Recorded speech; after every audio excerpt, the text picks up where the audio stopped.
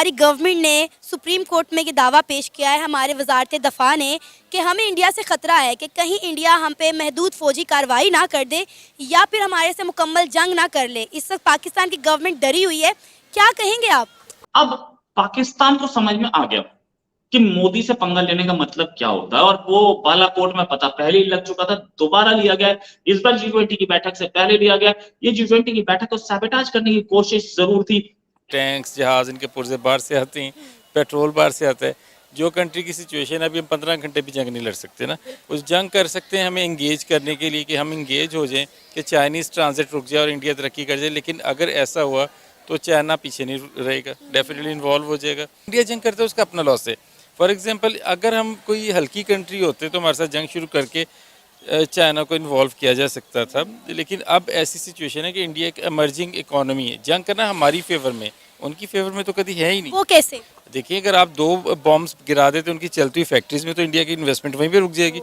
लोग कहेंगे कि जनाब यहाँ पे तो हालात ही ठीक नहीं है, फर्दर। लेकिन सर, अगर हम बात करें आर्मी कंपैरिजन की, तो इंडिया की आर्मी का हजूम पाकिस्तान की आर्मी से 2 गुना ज़्यादा है, या शायद इससे भी ज़्यादा होगा। और उनके पास हर तरह का वेपन है, यहाँ तक कि वो जो सुपरसोनिक मिसाइल हैं, ब्राह्मोस मिसाइल बना भी रहे हैं रूस की मदद के साथ, और दूसरी कंट्रीज उसमें उसे लेने में इंटरेस्ट भी शो कर रही हैं।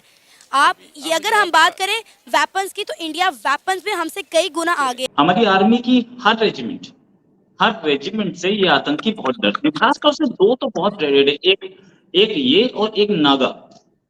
इनको पता है कि इन दोनों से पंगा लिया तो ये अंदर घुस के मारेंगे, और घुस। हम मतलब हमें इंडिया से जंग करने के लिए जहाज़ खरीदने की जरूरत नहीं है। हम अपनी फैक्ट्रियों को ऑर्डर देंगे, जहाज़ बनेंगे, हम उड़ाएंगे। बट इंडिया फैक्ट्रियाँ, मतलब कौन से जहाज पाकिस्तानी की फैक्ट्रियों में बन रहे हैं? कि पाकिस्तान इस वक्त एशियन लीडिंग जो कंपोनेंट्स हैं, GF-17 thunder, that is a Pakistani product. और ये आपको पता है, पिछली गवर्नमेंट ने यही तो एक काम किया है, एक एटम बम चला दिया, जिसकी वजह से आप लोग मतलब बचे हुए, वरना तो अब तक तो आप रौंदे जा चुके होते हैं। अगर कोई ये समझता है कि उसकी औकात इतनी बढ़ गई है कि वो इंडियन आर्मी को एम्बुश करके हमला करेगा, उसको मैं ये समझा दूं, उसकी जिंदगी के दिन उतने कम हो गए।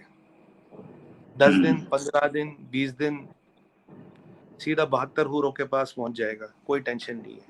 हमने ऐसी सिचुएशन क्रिएट करनी ही क्यों है जिसमें दोनों मुल्क का सिर्फ नुकसान हो? हम रिलेशन अच्छे करने की तरफ क्यों नहीं आते? जंगों की तरफ मुझे अवॉइड करना चाहिए, मैं जंग के लिए अवॉइड करना चाहिए और दोस्ती का कदम बढ़ाना चाहिए। अल्टीमेटली अब देखिए, इंडियन ने हमें भेजे क्या, मिग भेजा, सुखोई भेजा, रशियन टॉप प्लेन्स हैं। अब उसको हमने ऐसी फजूल ऐसी गिरा दिया, मतलब उसके बाद उन्हें जरूरत ही नहीं हुई कि सेकंड अटैम्प्ट हमारे साथ कर सके।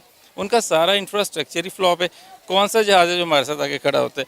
अभी ये वेट करेंगे किसी दिन राफेल इधर आ जाए, क्योंकि वर्ल्ड मार्केट में GF-17 थंडर की बहुत मार्केट है। लेकिन अगर हम एक आध राफेल गिरा लेना तो फिर हम लीडिंग पे चले जाएंगे, फिर हमारा ग्लोबल बिजनेस बहुत बढ़ता है। तो हम वेट करेंगे, उनका जहाज़ है वो भेज नहीं रहे। So this is the situation, actual ground reality. क्या रेस्पॉन्स हम कितने दिन में एक्सपेक्ट कर सकते हैं, और कहां से आएगा ये तो मैं क्या कोई नहीं बता सकता। ये तो मोदी जी का दिमाग जो चलता है वो किसी का बाप नहीं सोच सकता। तो फ्रैंकली स्पीकिंग, हम सब जहां जाके जाते हैं वहां से उसके भी 10 गुना आगे स्टार्ट होता है। कितने दिन का सकता है? जहां हमारा दिमाग खत्म होता है उसके बाद उनको शुरू होता है। तो हम तो भैया वो प्रेडिक्ट तो कर नहीं पाएंगे। हाँ, ये जरूर प्रेडिक्ट कर पाएंगे कि रेस्पॉन्स आएगा। और मेरा आंकलन ही है रोहित भाई, G20 से पहले आएगा। गवर्नमेंट ने ये दावा पेश किया है कि हमें खतरा है कि कहीं इंडिया हम पे महदूद फौजी कार्रवाई ना कर दे या फिर हमारे साथ मुकम्मल जंग ना कर दे। क्या कहेंगे आप? ये वजारत दफा की तरफ से सुप्रीम कोर्ट में दावा पेश किया गया है।